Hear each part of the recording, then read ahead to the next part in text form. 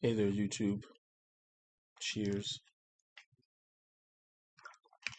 Still Thursday evening, April 4th, about a quarter till 9 in the evening. Let's just keep going. Part two of recent vinyl finds. A little jazz. The Modern Jazz Quartet plays jazz classics.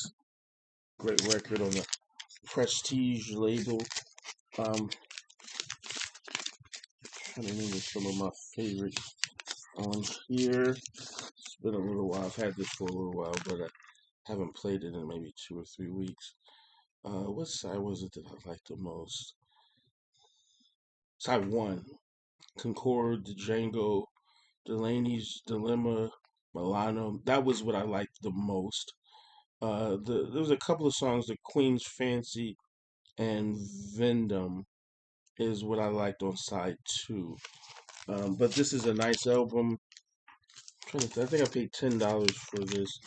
Um, well worth it. I am a big fan of the Modern Jazz Quartet. So glad to get that. Here's some progressive rock. Faces. Uh, a Nod is as good as a wink. The Warner Brothers album from 19. Just always have it on the cover. 1971. Yes, I was thinking 69, but I was wrong. Miss Judy's Farm on here. Stay with Me. Memphis, Too Bad are some of the songs that I really like on here. This is a really nice album. If you're not a fan of Faces, I like the character that's supposed to be Rod Stewart on there. I really like that. And so this is a great album. I think I just paid $5 or $10 for this, but it's a nice record to have. I had never had that album before. Here's a little blues, a little Milton, waiting for a little Milton. This was 74, I want to say, on the Stax label. He recorded a couple of albums on the Stax label. His version of The Thrill Is Gone on here is really nice. And Little Bluebird. It's amazing that the opening track is on here. This is a really great um, album. I paid 15 for it. I find that anything blues related on Stax is usually good, and they Stax as a is was more, I think, known as a R&B label, but they had some good blues on here. Rufus Thomas, excuse me, as an example, Little Milton. But this is a really nice album. I didn't have this album. I think I'd seen it a couple of times before, but never got it. It was a blind buy for me, but I did get to listen to it, and it sounded good. Well worth the $15. Here's some BB King live and well. This album came out in, I want to say, 69. Yeah, this was 69. I got this for $15. This is on the Bluesway label. The Don't Answer the Door, his version of Don't Answer the Door on here. Let's Get Down to Business, Friends. That's Why I Sing the Blues are just some of my favorite songs on this. This is an album that I listened to just all the way through side one and side two. I'm a big fan of live albums, especially BB King, the live at Cook County Jail, live at it's the theater in Chicago. Uh, it's on the south side. Uh, I can't remember it. I'm getting old. Please excuse me. Live at the Regal. He's got a few great live albums. This is yet another example of just there's one of the things I've noted with BB King live albums. There's always a lot of energy when I listen to his songs. If I close my eyes, I feel like I'm there in the room, and I can feel the energy in the room, and everyone is just vibing and listening and admiring his playing, his singing. Just a great album. This is one of two BB King albums that I recently bought. BB King, Guess Who? This was 73, I want to say, on the ABC label. This is an upgrade copy for me. The one that I have was in bad shape. Paid $10 for this. Um, you don't know nothing about love. It takes a young girl. Guess who? 5 Long Years are just some of the songs that I like on this album. Again, this is an album that I can listen to just all the way through. Great BB King album. This is another upgrade for me. uh, Earth, Wind, and Fire, Gratitude, that great double album that they released. This cover is much better than the cover that I have, and the records are way cleaner. I just paid $10 for this, and so I'll be just donating my other copy to the Goodwill or Salvation Army. This is a killer album. I remember my sisters having this album, growing up listening to this. The live version of Reasons on here is just legendary. I can't even listen to the studio version of Reasons too much anymore. I can take it. It's the studio version is good, but the live version of Devotion, the original version of Devotion, I can't listen to it anymore because this live version is so just. It's got so much more energy to it. It's just way better. Um, Yearning, Learning on here, and then of course the side four is not live. It was releasing songs like Can't Hide Love, uh, the studio version on LP. So this is a great album. I want to say this came out in 76 or 7. But this was a live album that was recorded over a summer tour that Earth, Wind, and Fire did, I think, primarily out west. And so it sounds like one long concert, but their editing was really great. You would think it was just one show, but it wasn't. It was recorded at multiple shows, different songs from multiple shows. Glad to upgrade that. And so here's another record that I already have, High Energy Turning On, but this is a UK pressing on the Motown label. It was $5. I figured why not? If I can get a copy of of an album, UK pressing, cheap, I'm usually willing to do that. And so this is the album with "You Can't Turn Me Off" in the middle of "Turning Me On." It's been a long time since I listened to the rest of this album, and actually since I've gotten this one, I didn't listen to it. But I do need to listen to this because I have some other high energy albums that when I listened to the whole thing, they were just fantastic. I think this is a band that I kind of slept on as a kid. I really like "You Can't Turn Me Off," but that was all that I ever listened to by them. And so here's the Brothers Johnson. This is the this is the wrong cover. So this is Lookout for Number One as the LP in here, but this is the Slam cover. But the album inside is Lookout for Number One, which is fine. I needed both albums. Uh, I don't know what I'll do. Hopefully one day I'll find a copy of Slam and I'll find a cover for Lookout for Number One. But that's the album with Get the Funk Out My Face. Um, I'll Be Good to You. I'm looking on here like I'm gonna see what's on here because it's the wrong record. There was another record on here that I really like on this album. Oh yeah, Tomorrow. That's the one. Tomorrow. Um, and Land of Ladies. That's good on here. So even though it's a wrong cover, I still got some work to do to get the right record and the right cover. But hey, some good '70s funk. Here's some good '80s jazz. Miles Davis, "The Man with the Horn." I think this came out in '81 or '82. It's on the jazz funk genre. There was a song that was really popular on here. I'm trying to remember. Besides "The Man with the Horn," maybe it was "Fat Time." I don't remember. But again, this is another album that I can listen to the whole thing. I paid just $10 for this, and I don't have this.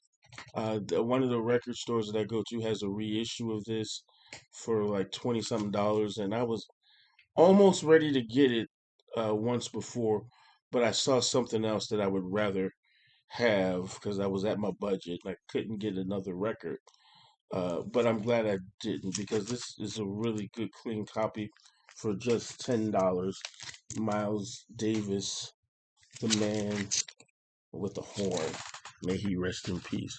This is these are bootleg albums. But there's a series of them. Bruce Springsteen and the E Street Band, New York, 1975, at Greenwich Village. The Greenwich Village Broadcast, Volume 1, and I have Volume 2.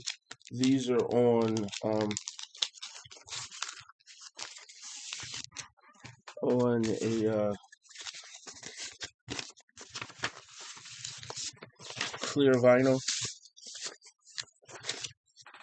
So whoever, somebody, one of the used record stores that I go to, they own a lot of the albums in this series, and I've learned that these are kind of semi bootleg. It's a shady company out of the UK that reissued these, and there's like a hole almost in the copyright laws that since this was broadcast on the radio, um, I guess it can be used as like a public domain almost.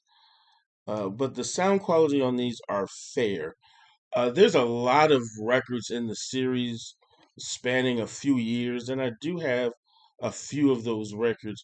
One of the used record stores that I go to, someone must have sold their collection, and they had this is 75. I have some releases in 77, 78. I want to say 76, but not New York. Um, but anyway, when I looked them up, these are considered bootlegs. But on this album, the version of "Then She Kissed Me" and "Growing Up," and "It's Hard to Be a Saint in the City" on side B, great. I think I've listened to that side two or three times in a row. The rest of this album, which I didn't listen to, I don't think I've listened to side D yet, which has his version of "Thunder Road" and "Born to Run" on there. But I do, the sound quality isn't the best, so I didn't. I've been buying them a little bit at a time because there's so many of them, and I just bought them originally because all of these are on a colored vinyl. But I was kind of concerned about a radio. Of course, colored vinyl doesn't always have the best quality sound, but I was kind of concerned that this, live recording, which I wasn't expecting very good things for on a color vinyl, would just sound horrible. And it's not the best sounding uh, live record. It's a bootleg. It's about what you would kind of expect, maybe on the better side of a bootleg. But as I said, this is nice. I do enjoy these, and this is and they're always in sets of volume 1 and 2, and I think I have maybe 4 or 5 other sets already, and he's got a couple of more there that I'll probably get at some point. So that's volume 1, and this is volume 2, also on the clear vinyl. Side 1 is a jam. Kitty's Back, that sounds good. Um, there's an interview that's interesting on side D. It's a part two of an interview. Part one is on side C. I did listen to this one all the way through, just not the other one. But this is a good album. I paid $20 for each one. I think they were worth it for what you're getting. They're both double albums and bootlegs. I think they're worth it. With Bruce Springsteen and the E Street Band. So here's a small box set that I got for the great Frank Zappa. This is called Frank Zappa Thingfish Original Cast Recording. And although it does have that name, this was never an actual movie or stage play. I think I read somewhere that someone made this into some kind of a movie or stage play 2010 or 11 or 12 or something. But this came out in '86 as a box set, and it's kind of meant as an exploitation uh, um, of like the black exploitation stuff, like of Amos and Andy Kingfish, Thingfish of Amos and Andy is what is they're kind of mocking. It was meant to be like almost like a Broadway show to kind of show how black people were exploited and the image of them that was portrayed in the movies and on the radio was not indicative of what the average person was. But this is a three album set on the Barking Pumpkin label. And the songs on here, it's Frank Zappa, and it's Frank Zappa being very creative. I do um, enjoy it. I haven't listened to all three records yet. I've listened to one record, then I don't know, like the next week I listened to the other one. But it's a three box set. I've heard some of the songs from here before, and I paid $30 for this box set. Glad to get it though. And the last thing on here, this was something else I bought new. Little Charles Mingus, uh, Mingus Aoun. This album came out originally, I want to say in 1960. Yeah, 1960, I think. It features Mingus, of course, on the bass, Jimmy Napper on trombone on a couple of the tracks, Willie Dennis trombone on a couple of the tracks, the great Booker Irvin on tenor sax, Curtis Porter says AKA Shafi Hadi. I'd never heard of him before. For Curtis Fuller, but not Curtis Porter playing alto and tenor sax, as well as John Handy on alto and tenor sax, as well as clarinet. I think John Handy is as a jazz artist was just so underrated. I don't think he ever really got his opportunity to shine. The great Horace Parlan on piano and Danny Richmond on drums. This is a great album. Side one, it was the standout for me, but I do like the stuff on side one. This is another Wax Time reissue on a blue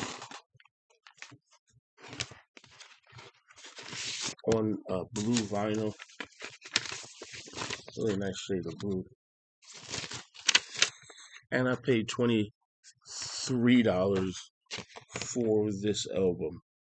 Although I have this on CD, but I did not have it on vinyl. Great Charles Mingus album. And so that does wraps it up for recent vinyl finds.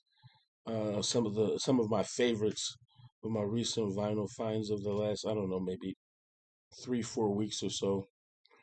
Thanks again for watching. I really do appreciate you spending time with me. I really do. It's almost like a dear diary for me, even though I'm just showing some records. I do enjoy doing this, and I hope that you enjoy watching. Let's just stay encouraged, folks. I know it's difficult out there.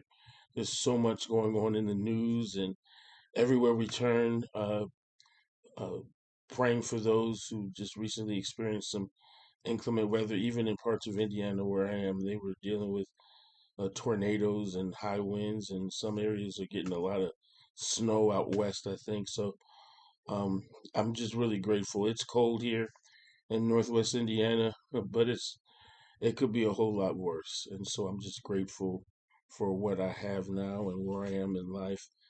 I just want to encourage you to keep trying. Don't let anybody steal your joy. Keep pursuing your dreams. If anyone has any questions or anything, feel free to leave comment or anything. I'm slow, but I do try to read them. Although sometimes it takes me a little while to get to them. But thanks again. I pray that everyone has a wonderful day, evening, and a great Friday tomorrow. Whenever you watch this, for my brothers and sisters out there who are not Christians as I am, I just encourage you to hold on to your higher power and to just continue to be encouraged, and let's move forward together. We may have some differences in some areas, but we're all humans. We're all just trying to be and trying to exist in our own idea of what our lives should be. So, thanks again. Have a wonderful day. Cheers.